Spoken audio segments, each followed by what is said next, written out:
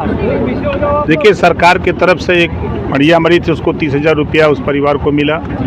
पहले से 3 परिवार को आवास मिला हुआ है, 2 परिवार को आवास नहीं था। उस 2 परिवार को आवास सैंक्शन हो गया है। 5 लोगों को शौचालय का काम चालू हो गया है।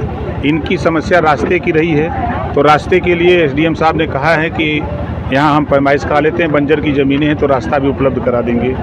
और रही राशन की बात, भाई राशन वासन जल गया है सब, तो हर तरह से सब लोग मदद कर रहे हैं। अभी ये हुआ कि जो इधर से आसपास के कोटेदारों से कुछ राशन भी दिला दिया जाए, यही तो मदद हो रही है। सर, इतने वर्षों के बाद भी लेकिन अभी एक कच्चे मकान यानी छप्पर में रह रहे हैं। देखिए, सही बात बताएं, जितना सरकार बना रही है उतना पैदा हो जा रहे हैं। जैसे एक बाप के 4 बेटे, तो बाप को आवास मिला, 4 बेटे अलग अलग झोपड़ी डाल लिए।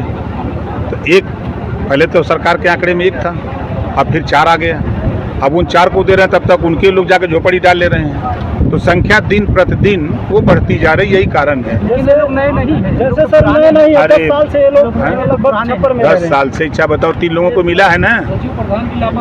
नहीं, आए देखो, ऐसा है ना, खाली आप लोग तो, अरे जनता क्या बताएगी? जब जनता को, जब अधिकारी आते हैं कि अपना अपना नाम नोट कराओ, तो जनता कोनो बकरी चराओ तो कोनो घास करे चल जाते हैं, ये तो कुल करते हैं। प्रधान जी का कौन दोष हो? दोष देखिए, जब होता है मई जून के महीने में कार्य योजना बनती है, उस कार्य योजना में जिसको जरूरत हो जइबे नहीं करता है। वो कहीं जाके बाजारे चल गल बा, तो कोई चल गल बा घास करत बा, तो कोई रिश्तेदारी चल गल। बता रहे हैं कई बार प्रधान और सचिव और वीडियो। अरे हम तो आए, हम मरते हो तो गए, लब का करी बताओ। अरे अब हो गया, ऐसे तमाम लोग वंचित होंगे। नहीं वंचित, देखिए उनको कैसे सुविधा? देखिए, देश के प्रधानमंत्री की स्पष्ट मंशा है, हर घर को छत देने की मंशा है, हर घर को छत, शौचालय। आप बताओ, आज के 15 साल पहले खुले में शौच लोग जाते थे। अगर आप सड़क पर चलते थे तो सुबह शाम का क्या दृश्य था, और आज आप चल रहे हैं, आपको क्या दृश्य दिख रहा है? अंतर दिख रहा है कि नहीं दिख रहा है? आज 90% घरों में शौचालय बन गया। सरकार की मंशा है कि हर घर शौचालय हम दें। तो अब एक दिन में नहीं होगा, लेकिन एक दिन जरूर सबके यहाँ हो जाएगा। किसी दोषारोपण की बात नहीं है, यहाँ किसी लापरवाही इसको मानने पड़ेगा। अब चलिए, हम आप ही की बात मान लेते हैं।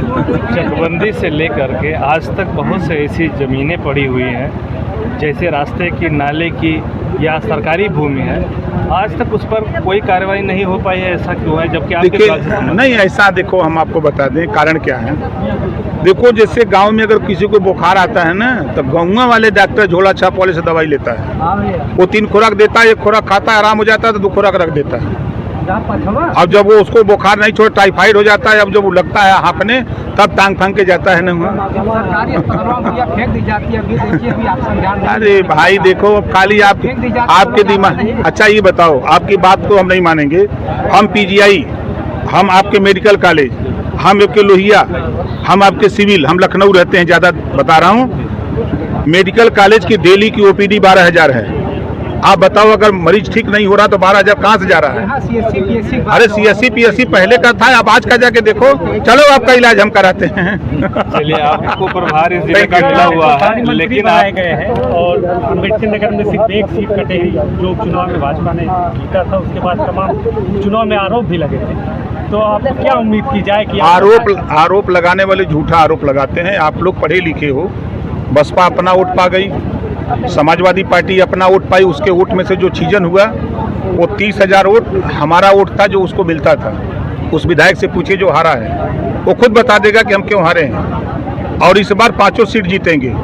हम आए हैं ना, धीरे धीरे गर्मी चढ़ रही है। नहीं, आप भी कहे थे कि जब सपा में कहे थे कि वो जो बाबा जाए, 5 जिता दिए ना, 10 जिता दिए ना। आप बताओ, अगर जितवाने की कुवत है तो हरवाने की भी कुवत है, नोट कर लो। ऐसा ही नहीं हम घूमते हैं, ऐसा ही नहीं होगी जी यहाँ भेजते हम। सरकार का आप विरोध करते हैं, कभी उसी सरकार से? यार देखो, जिस बैंड पार्टी में रहोगे उसी धुन पे बाजा बजाओगे।